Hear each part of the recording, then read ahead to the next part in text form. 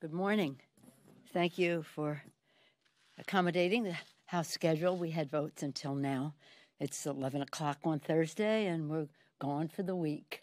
And when we come back next week, we'll be doing the bidding of the Republican leadership's Wall Street friends at the expense of the American taxpayer and consumer protections. This is March Madness. It's March Madness. As I've said before, there's a dark cloud hanging over the Capitol, and it's called the GOP tax scam. The GOP tax scam adding over $2 trillion to the national debt. So 83% of the benefits go to the top 1%. 86 million middle-class families will be paying more taxes under the provisions of this bill. $1.5 trillion tax break for corporations, and further benefits to them to create jobs overseas at the expense of creating jobs in the U.S. Morgan Stanley analysts estimated that 43% of the corporate tax savings would go to buybacks and dividends, and nearly 19% would help pay for mergers and acquisitions. Just 13% would go to bonuses and raises. As USA Today editorial board said, this is a tiny portion of the windfall. And the fact that they gave out one-time bonuses rather than permanent raises was telling. Even Goldman Sachs CEO Lloyd Blankfein called the bonuses symbolic and not a significant thing. Certainly we love when people get a bonus and if they get a raise. But if it's so small in comparison, if the choice was made for corporate America and the top 1% in our society at the expense of working families, something's wrong with this picture. The GOP tax scam is padding the pockets of GOP donors, executives, and big corporations at the expense of everyone else. For example, for instance, an Axios analysis this week found that the healthcare companies would receive a windfall of tens of billions of dollars from the GOP tax scam. But most of the money is going to share buybacks, dividends, acquisitions, and paying down debt, with just a sliver for one-time employee bonuses, research, and internal investments. The tax scam will save healthcare companies billions, but not patients. And as the Trump budget shows, after adding $2 trillion to the debt, Republicans plan $2 trillion worth of cuts to Medicare and Medicaid. Democrats will continue to expose the truth all over the country. We're having a tax scam, the tax march. Folks have just been magnificent participants, just putting forth the facts. What does this mean to your state? In Arizona, in Texas, in Illinois, in Florida, in New York, in Massachusetts, in California. Did I say California more than once? It's a big state. The list goes on and on. We will speak out against the GOP's tax scam, massive giveaways to corporations and the wealthy, and the consequences for workers, seniors, and families.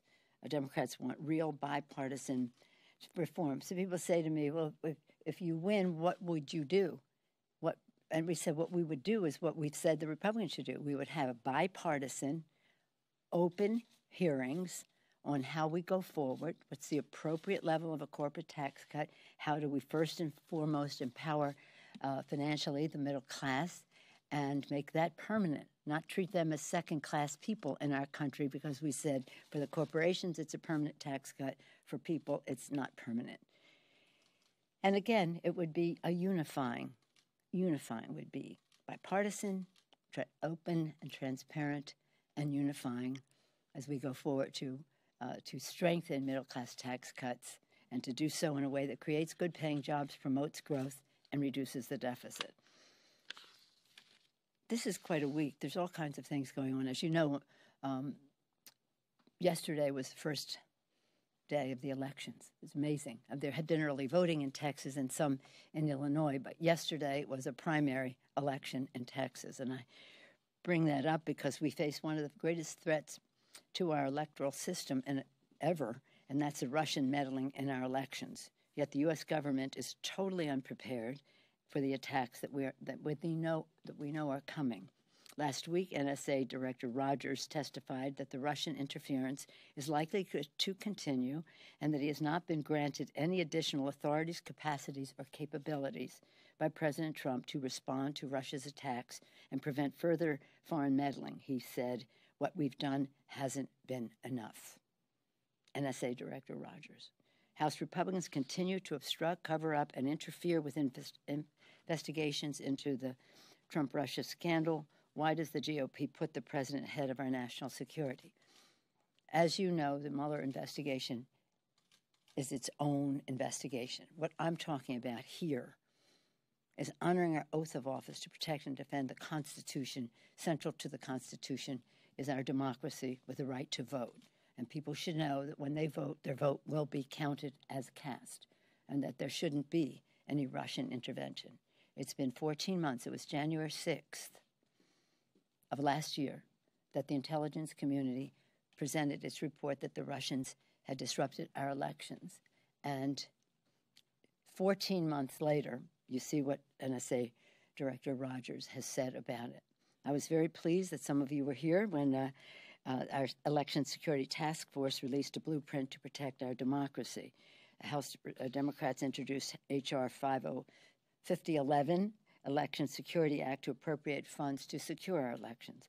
I'm very proud of the work of Benny Thompson and Ranking Member Thompson and Ranking Member Brady of the House Administration Committee, Ranking Member Thompson of the Homeland Security Committee for the work that was done and coming up with this law. House and Senate Democrats sent a letter to Speaker Ryan and Leader McConnell urging them to consider additional funding to protect our elections from Putin's meddling, but they ignored it. 14 months later, House and Senate, no hearings, no anything. Many of you were here when we had the committees of jurisdiction leadership come in and say what they had asked their chairman to do, but nothing has happened. Why? You have to ask yourself, why would they not want to protect the integrity of our elections? That's so fundamental. Everybody cares about that. Well, in any case, on to, for decades I've called on the administration of both parties. I wanted to just say another thing here that is happening this week. This week we had the 6th being the 14 months since, and the first day of the new elections and why we should have election security. This week on March 5th marked the end of the time frame that the president gave to produce a bill that protects dreamers. That was September 5th. He issued his rescission of the Obama DACA and other provisions. At the time, the National Conference of Catholic Bishops said that it was reprehensible. It's still reprehensible. 6 months later, we do not have a bill. And we're calling upon the Republicans in Congress to work in a bipartisan way. There is bipartisan support. The Hurd bill in the House, bipartisan, and addresses the issue. In the Senate, there was a bipartisan bill, which I think would have gotten 60 votes had the administration not interfered at the end. The president's proposal didn't even get 40 votes, much less 60, and the bipartisan Durbin-Graham bill got 54, came closer to the 60. So there's that. And then we have the gun issue. Next week, in a week from now, will be the walkout across the country demanding gun violence prevention initiatives. Young people will be here back again in larger numbers on March 24th to show their support, advocacy, knowledge, eloquence, values about protecting people from gun violence. So this March Madness that we see here with ignoring all of this and putting bills on the floor that only give more opportunity for financial service institutions to take us right back to where we were in September of 2008. So why are we going home at 11 o'clock on Thursday afternoon, not coming back until next Tuesday, when we have a deadline of the 23rd of March to pass the omnibus bill and to do so in a way that, again, can be unifying, have a debate that is transparent, to have support that is bipartisan. Well, we'll see what the speaker wants to do. Any questions? Yes, sir. Leader, on 2 points, you mentioned guns and immigration there. Can you give us a sense of what exactly you're doing to potentially get something related to those issues in the omnibus? And then based on your years of briefings through the Intelligence Committee and as a member of the Big Four, or Big Eight, right. Are you seeing right now examples of Russian interference in the midterm elections? Well, I can't speak to anything that I've seen as a member of the Gang of Four or Gang of Eight, as the case may, as the briefing may be. But I do know that the intelligence community in the public domain put forth their assessment that the Russians did attempt to disrupt our elections, and that they would do it